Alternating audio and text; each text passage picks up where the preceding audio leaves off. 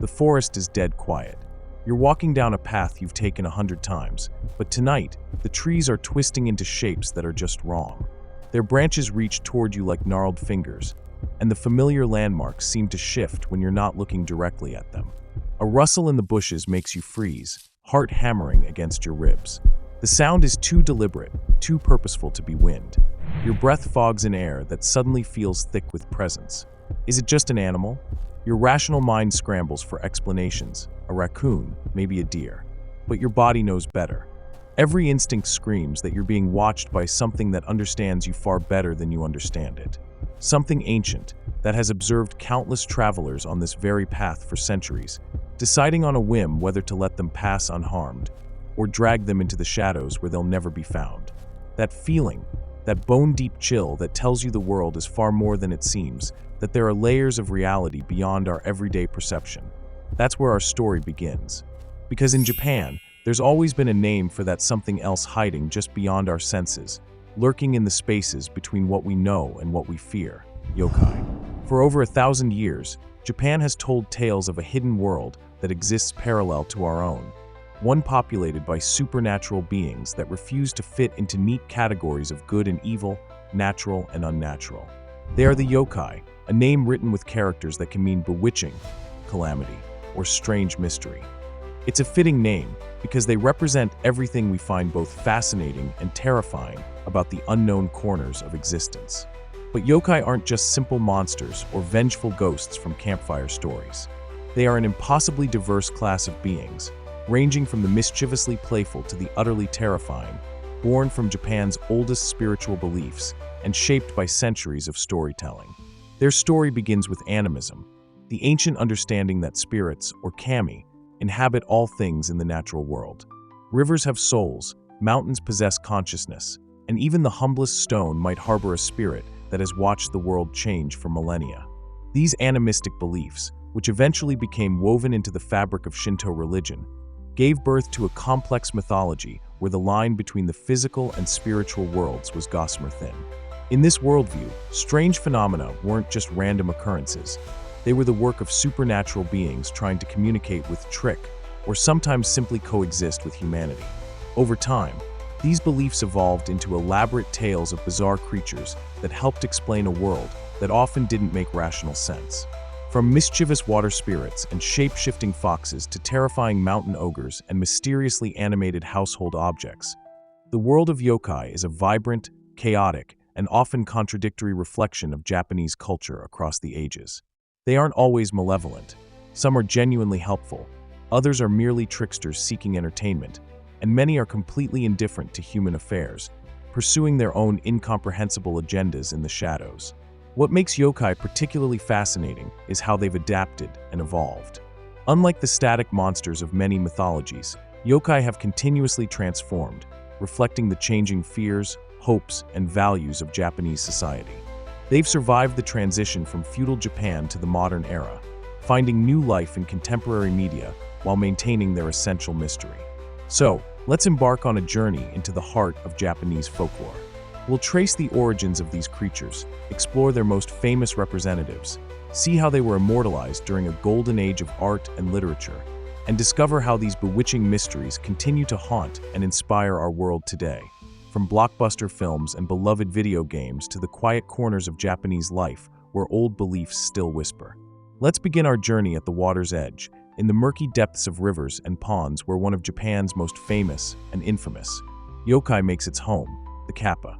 Picture a creature roughly the size of a 10-year-old child, but with scaly, moss-green skin that glistens wetly in the moonlight. Its hands and feet are webbed like a frog's, perfect for swimming through the darkest waters, and a heavy turtle shell sits prominently on its back, providing both protection and a clear sign of its aquatic nature. But the Kappa's most distinctive and important feature is the shallow, dish-like bowl carved into the top of its skull, constantly filled with a small amount of crystal-clear water. This isn't just a quirky physical trait, it's the source of all the Kappa's supernatural power. As long as that water remains in the bowl, the Kappa possesses incredible strength, enough to drag a grown horse into the depths. But if the water spills out, the creature becomes completely helpless, as weak as a newborn. The origins of Kappa legends are deeply rooted in Japan's relationship with water.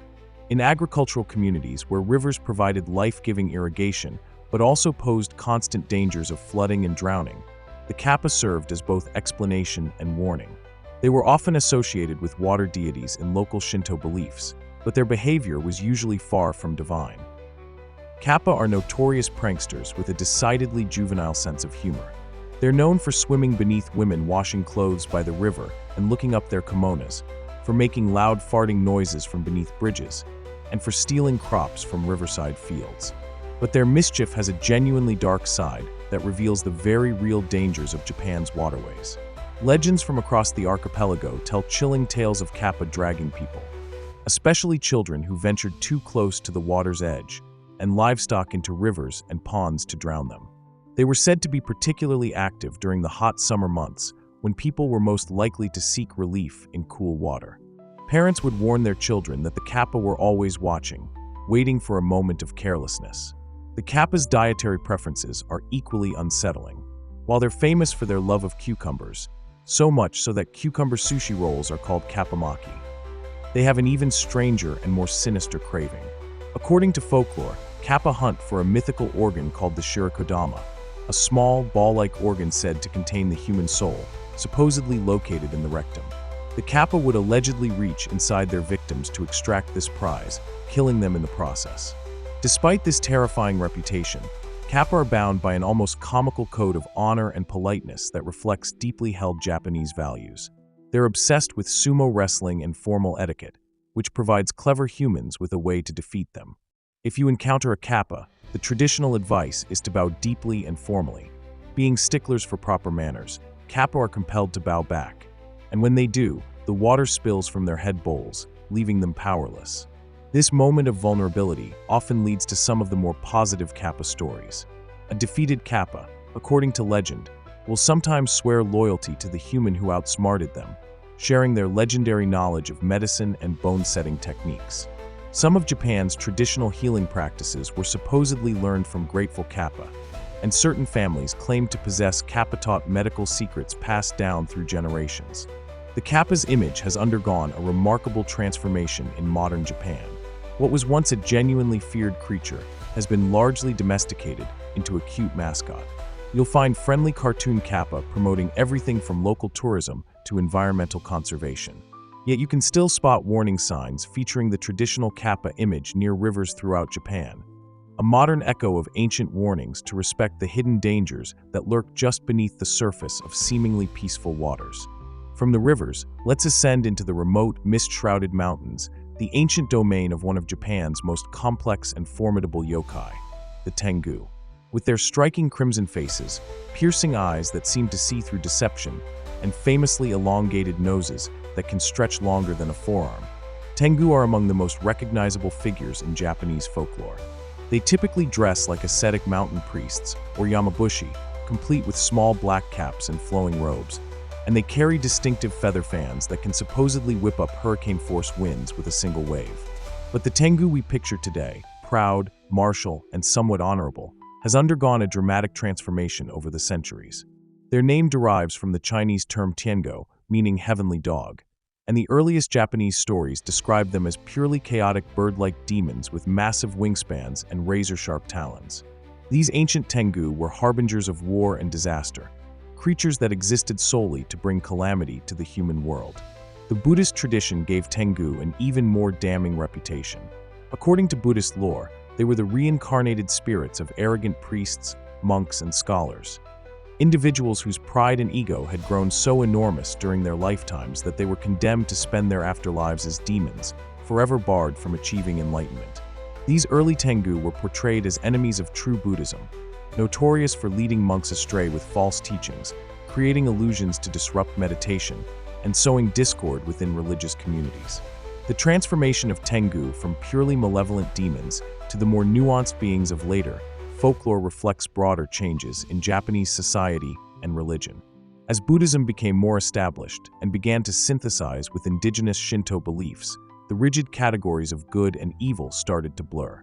Stories began to distinguish between different types of Tengu, creating a spectrum of morality within their ranks. The evolution culminated in the emergence of two main categories: the Tengu, Great Tengu, and the Tengu, Small Tengu. The Tengu are the nobles of Tengu society, powerful, intelligent, and possessed of a complex moral code. While still dangerous and easily angered, they became guardians of sacred mountains and forests, protectors of the natural world against human encroachment. The Tengu, meanwhile, retained more of the chaotic trickster nature of their ancestors, delighting in pranks and mischief, but rarely causing serious harm. This dual nature made Tengu perfect symbols of nature's wild power, something to be feared and respected in equal measure. They became legendary martial artists and swordsmen, masters of combat techniques that no human school could match. Some of Japan's most famous warriors were said to have learned their skills from Tengu masters, including the legendary hero Minamoto no Yoshitsune, whose supernatural sword skills were attributed to secret training sessions with Tengu in the mountains. The Tengu's role as martial arts instructors reflects a deeper truth about Japanese culture's relationship with nature and spirituality. Mountains were seen as places where the boundaries between the physical and spiritual worlds grew thin, where dedicated practitioners could encounter beings of immense power and wisdom. The Tengu, as masters of these liminal spaces, became teachers of more than just sword techniques. They were guides to understanding the deeper mysteries of existence. Modern depictions of Tengu often emphasize their role as protectors of the natural world, reflecting contemporary environmental concerns. They're portrayed as beings who become enraged when humans show disrespect for nature, cutting down sacred trees or polluting mountain streams. This ecological aspect has made them popular figures in environmental conservation campaigns, where their fierce protective instincts are channeled toward preserving Japan's remaining wild spaces. Descending from the mountains into the borderlands between wilderness and civilization, we encounter perhaps the most beloved and complex of all yokai, the kitsune, or fox spirit. In Japan, foxes have always been regarded as creatures of unusual intelligence and otherworldly awareness, animals that seem to possess knowledge beyond their apparent nature. But kitsune transcend their animal origins entirely, becoming beings of immense magical power and sophisticated consciousness. The most famous ability of kitsune is their mastery of shapeshifting, or henge. They can take virtually any form, but they show a marked preference for appearing as beautiful women, often choosing forms so alluring that mortal men become completely entranced. These transformations aren't mere illusions. They're complete physical changes that can fool even the most careful observer. The only telltale signs might be a fox's shadow cast in moonlight, an unusual attachment to certain foods, or occasionally, the failure to completely hide a fox tail. A kitsune's power and wisdom grow directly with age, marked by the development of additional tails. According to tradition, a fox must live for a full century before gaining the ability to shapeshift and sprouting its second tail. For each subsequent century of life, another tail appears, with the most powerful kitsune eventually developing 9 tails, a transformation that can take nearly 1,000 years to complete. These ancient 9-tailed foxes, often depicted with pristine white fur, are beings of immense knowledge and magical ability, sometimes possessing wisdom that rivals the gods themselves. The complexity of kitsune nature is reflected in their traditional classification into 2 broad categories: Zenko, good foxes, and Yako or Najitsun, field foxes or wild foxes. This division represents one of the most sophisticated moral frameworks in all of yokai folklore, acknowledging that intelligence and power don't automatically correlate with ethical behavior. Zenko are the benevolent foxes, most famously serving as messengers and guardians for Inari, the Shinto deity of rice, sake, and prosperity. These sacred white foxes can be seen in statue form guarding thousands of Inari shrines throughout Japan, their stone eyes eternally watchful over the fortunes of farmers and merchants. Zenko use their powers to protect crops from pests and disease, guide lost travelers to safety, and bring good fortune to those who show proper respect to the natural world. The relationship between Inari and foxes is so strong that the two are sometimes confused in popular understanding, but traditional belief maintains that foxes are merely Inari's servants, not the deity itself. These divine messengers are said to possess the ability to see into human hearts, rewarding generosity and punishing greed with supernatural precision. Najitsun, by contrast, are wild spirits unbound by any divine authority, free to pursue their own often incomprehensible agendas. They're master tricksters whose illusions can range from harmless pranks to elaborate schemes of revenge that span decades. A Najitsun might create phantom fires that lead travelers in circles all night, conjure false buildings that vanish at dawn, or weave illusions so complex that their victims question the nature of reality itself. Some of the most haunting stories in Japanese folklore involve Najitsun who fall in love with humans, taking human form to marry and bear children. These tales, known as Kitsune no Yomiri, fox weddings, are invariably tragic. The foxwife must constantly hide her true nature, living in fear of discovery. Invariably, her identity is revealed, sometimes by accident, sometimes through the malice of others, and she's forced to abandon her human family and return to the wild, leaving behind heartbroken spouses and half-fox children who inherit their mother's supernatural abilities, but not her knowledge of how to control them. The enduring popularity of kitsune in Japanese culture reflects their embodiment of transformation and the fluid nature of identity.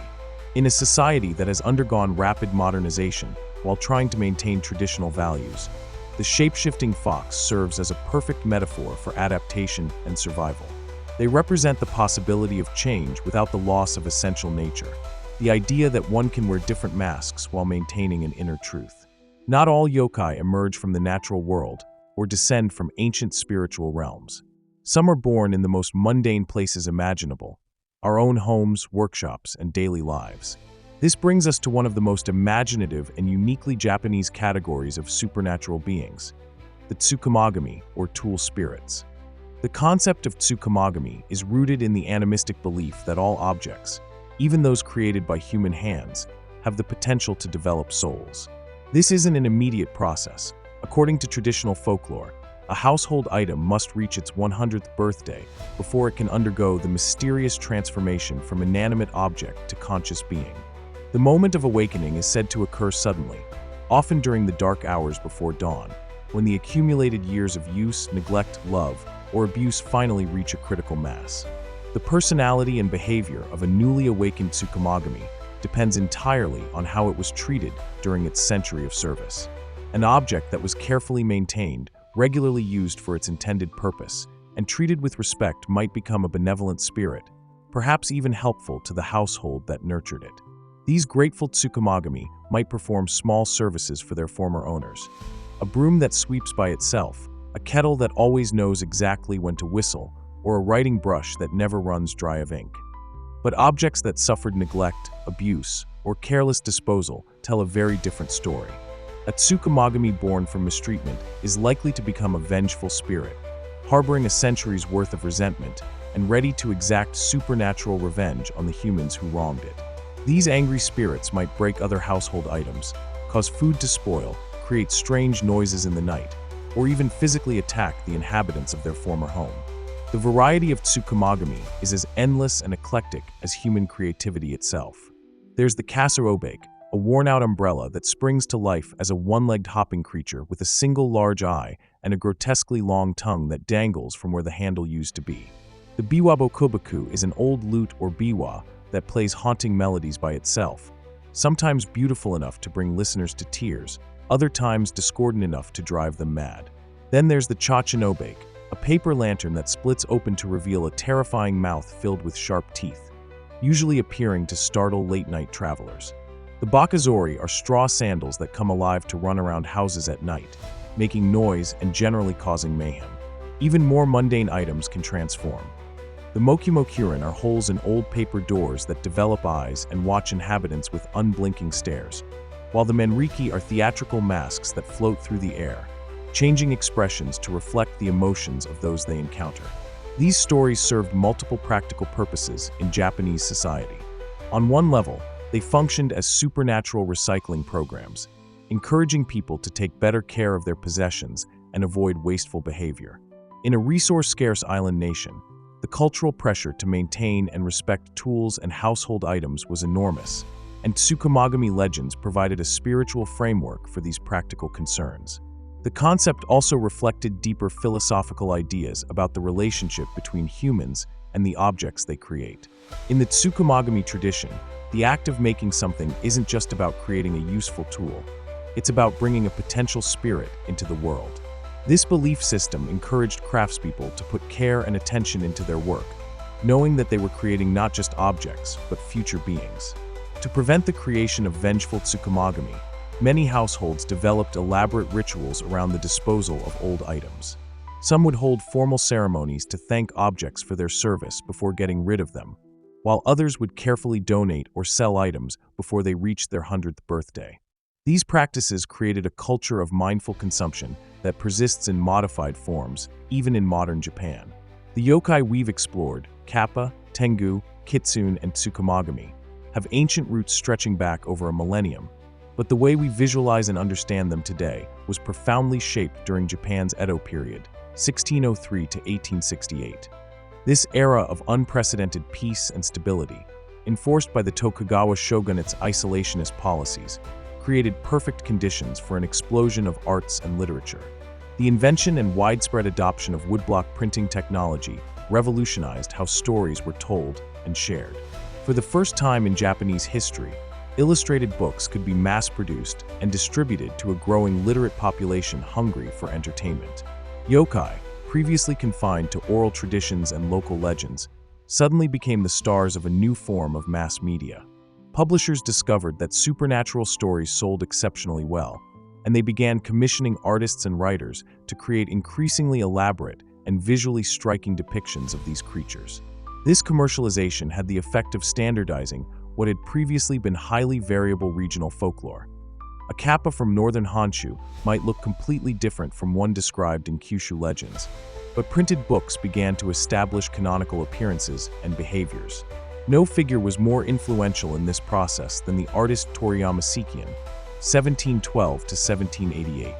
In 1776, he published Gazu Hayaki Yagyo, the illustrated night parade of 100 demons, the first comprehensive illustrated guide to yokai. This groundbreaking work and its 3 sequels became the definitive references for supernatural creatures, establishing visual standards that persist to this day. What made Sekian's work remarkable wasn't just its artistic quality, but its approach to folklore as both entertainment and cultural preservation. He meticulously researched traditional stories while also exercising creative license, sometimes inventing entirely new yokai based on wordplay, classical literature, or his own imagination. Some of his creations, like the Rokurokubi, long-necked woman, and the Amabi, prophetic mermaid-like creature, became so widely accepted that they're now considered traditional folklore. The Edo period also saw the rise of rakugo, comic storytelling, and kabuki theater, both of which frequently featured yokai as characters. These performance arts helped establish many of the personality traits and story patterns that we associate with supernatural creatures today. The mischievous but ultimately harmless Kitsune, the proud but honorable Tengu, and the childlike but dangerous Kappa all emerged from this creative ferment. However, when Japan began its rapid modernization during the Meiji Restoration, 1868, traditional beliefs came under intense pressure. The new government, eager to project an image of rational, scientific progress to the world, officially discouraged superstitious practices and beliefs. Yokai, along with many other aspects of traditional culture, were dismissed as embarrassing relics of a backward past. This period of suppression lasted well into the 20th century, and many traditional stories might have been lost forever if not for a remarkable revival that began in the 1960s. The catalyst was Shigeru Mizuki, 1922 to 2015, a manga artist whose childhood in rural Japan had been filled with grandmother's stories of supernatural creatures. Mizuki's masterpiece, Gugugu no Kitaro, began as a rental comic book series in 1959 and eventually became one of Japan's most beloved cultural phenomena. The story follows a young yokai boy named Kitaro who serves as a bridge between the human and supernatural worlds, often helping to resolve conflicts between the two realms. What made Mizuki's work revolutionary was its approach to yokai not as frightening monsters, but as complex characters with their own motivations, relationships, and moral frameworks. The success of Gugugu no Kitaro triggered a massive revival of interest in traditional folklore. Mizuki himself became a tireless researcher and advocate for yokai culture, traveling throughout Japan to collect stories and creating detailed illustrated guides that introduced new generations to creatures their grandparents had known. His work demonstrated that traditional folklore could coexist with modern life, that ancient stories still had relevance in a rapidly changing world. Today, yokai have achieved unprecedented global recognition. They populate the worlds of internationally successful anime series like Spirited Away, Princess Mononoke, and Natsume's Book of Friends. They've inspired characters in globally popular video games like Pokemon and Yokai Watch, where traditional creatures are reimagined for new audiences while maintaining their essential characteristics. Studio Ghibli films in particular have introduced millions of viewers worldwide to the aesthetic and philosophical approaches of yokai folklore. Hayao Miyazaki's creatures, while often original creations, embody the same principles that govern traditional supernatural beings.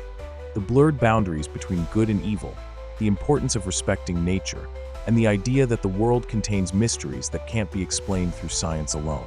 The modern incarnations of these ancient beings reflect contemporary concerns while maintaining their essential mystery. Environmental themes are particularly prominent, with many modern yokai stories focusing on the consequences of pollution, urbanization, and the loss of natural spaces. The spirits have adapted to new fears while retaining their role as bridges between the seen and unseen worlds.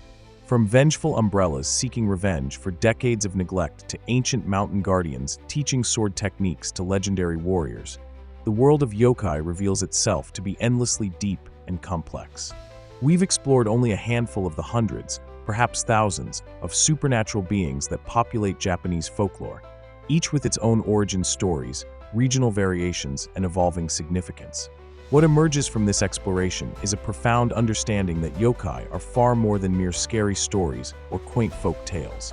They represent a sophisticated system of beliefs about the nature of reality, consciousness, and humanity's place in a world filled with mysteries that resist simple explanation. They embody Japan's deep respect for the natural world, its complex relationship with change and tradition, and its remarkable ability to find spiritual significance in even the most mundane aspects of daily life. The enduring power of yokai lies in their fundamental adaptability. They've survived the transition from ancient animism to organized religion, from feudal society to modern industrialization, from oral tradition to mass media and global entertainment. At each stage, they've transformed while maintaining their essential function, to remind us that the world contains more than what we can see, measure, or understand through conventional means. In our current era of scientific rationalism and technological advancement, yokai serve as powerful reminders of the importance of mystery, imagination, and respect for forces beyond human control. They teach us that intelligence can take forms we don't recognize, that consciousness might inhabit unexpected vessels, and that the boundaries between categories we consider absolute, animate and inanimate, natural and supernatural, self and other, are far more fluid than we typically acknowledge. Perhaps most importantly, yokai embody the principle that every story, every belief, and every creature deserves to be treated with a mixture of curiosity and respect. Whether they're mischievous water spirits, proud mountain guardians, shape-shifting foxes, or awakened household objects, they all share a common message. Pay attention, show respect, and remember that the world is far stranger and more wonderful than it appears on the surface. Their continued presence in modern media, from blockbuster films to mobile games, proves that even in our hyper-connected, scientifically advanced age, there's still room, and perhaps an even greater need, for wonder, for mystery, and for the reminder that some things will always exist just beyond the edge of our understanding. The hidden world is still there, just as it has always been, waiting in the quiet spaces between certainty and doubt, in the shadows of ancient forests and the corners of our own homes, reminding us that some mysteries are not meant to be solved, but simply acknowledged, respected, and occasionally glimpsed in the corner of our vision as we walk down familiar paths that somehow, on certain nights, lead to places we've never been before. The realm of yokai extends far beyond what we've covered today. From the terrifying oni with their horns and clubs, to the mysterious Yukiana who appears in blizzards, to the countless regional spirits that exist only in the folklore of specific villages and prefectures. Each has its own stories, its own lessons, and its own unique place in the vast tapestry of Japanese supernatural beliefs. Which of these fascinating creatures intrigues you the most? Are there particular yokai from modern anime, games, or films that you'd like to learn more about? Should we explore the darker, more terrifying corners of Japanese folklore, or dive deeper into the philosophical and spiritual significance of these ancient beliefs? Your curiosity shapes our journey into these mysterious realms. So let us know in the comments below what aspects of yokai culture you'd like to explore next. If this exploration into the hidden corners of Japanese folklore has captured your imagination, be sure to like this video and subscribe for more deep dives into the myths, legends, and cultural treasures that continue to shape our world in ways both seen and unseen.